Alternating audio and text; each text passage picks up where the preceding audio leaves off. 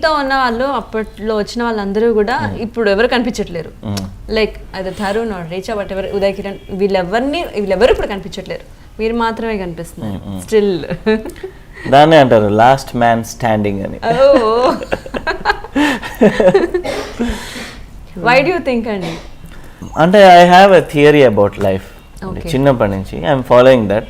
అదే నన్ను కాపాడుతున్నది ఎప్పుడు.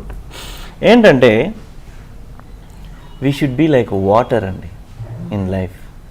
We should flow through. మనం రివర్స్ ఎదురెదకూడదు లైఫ్కి. అంటే కష్టపడవచ్చు, హార్డ్ వర్క్ చేయొచ్చు, బట్ లైఫ్ మనని అప్పుడప్పుడు అలా అటు ఇటు తిప్పుతున్నాం. We should flow through it, then we will be happy. మనం మైండ్ తిన్నగా ఉంటుంది ఫస్ట్, అండ్ మా కెరియర్లో కానీ పర్సనల్ లైఫ్లో కానీ మనం స్టేబుల్గా ఉండగలుగుతాం. లేదు నేను ఇలా చేయను, అలా కాదు, ఇలా కాదంటే you will have to face life. So what I feel is career turns అయినా కానీ, కెరియర్ అటు ఇటు టర్న్, మన ఇండస్ట్రీకి మీకు తెలిసిందే అప్స్ అండ్ డౌన్స్ ఉంటాయి. అప్పుడప్పుడు 1-2 years మనం కనిపించకుండా పోతాం, వాష్ అవుట్ అయిపోతాం, సడన్గా వస్తుంది మళ్ళీ. సో అది మనం తట్టుకొని ఒడిదొడుకులు ఉండాలంటే we should be flexible here.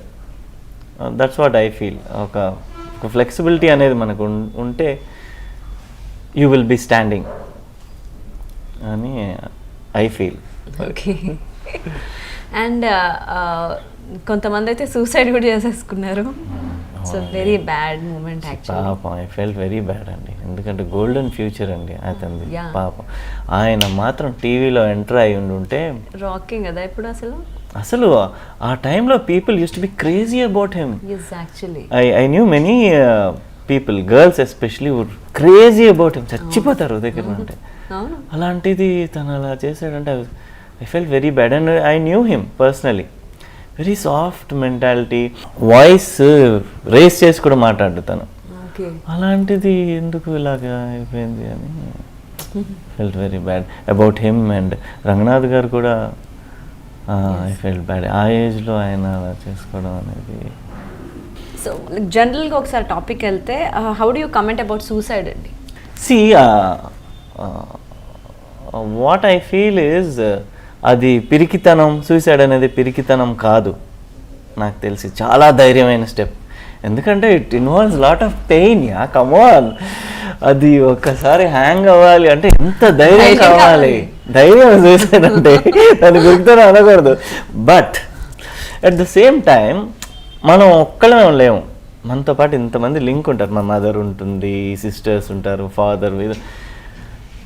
మనం ఆ లింక్లోంచి మనం వెళ్ళిపోతే గబుక్కుమని వాళ్ళందరికీ చాలా ఎఫెక్ట్ అయిపోతుంది.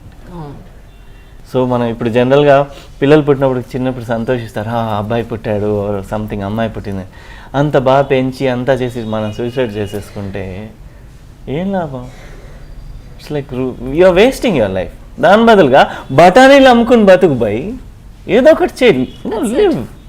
వాట్స్ ఇది దొంగలించి బతుకుపోని ఏదో ఒకటి. ఎంతమంది లేరు ఇవాళ రేపు క్రోర్స్లో దొంగలించి హ్యాపీగా కింగ్లా ఉన్నారు. Something you live your life. Because what I read is సచరిత్రలో ఒకటి ఉంది, సాయిబాబా చెప్తారు అబౌట్ సూసైడ్.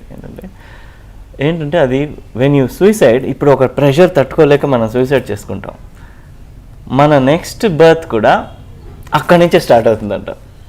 అది ఫినిష్ చేసి తీరాలంట ఆ ఎపిసోడ్. ఓకే. అంటే ఇప్పుడు వదిలేసిన కర్మలు తప్పించుకుంటే మళ్ళీ అవన్నీ నెక్స్ట్ జన్మ అనుభవించాలి. కరెక్ట్గా ఆ ఏజ్లో మళ్ళీ అదే సిచ్యువేషన్స్ వస్తాయి. ఇప్పుడు ఏం చేస్తావు? So you will have to finish it. అది దాటి తీరాలి. God he is God, he made every. మనం గాడ్ని చీట్ చేయలేం. నాకు ఇన్ని టెన్షన్స్ ఇచ్చావు నేను చచ్చిపోతా అని చెప్పి ఎస్కేప్ అయిపోలేము. You will come back to it. ఆ కెమెరా మళ్ళీ ఫేస్ అవుతుంది మన. ఇప్పుడు ఏం చేస్తాం? అప్పుడు you will have to again deal with it అని. That's my opinion. So deal with it, whatever it is, face it, it will go eventually.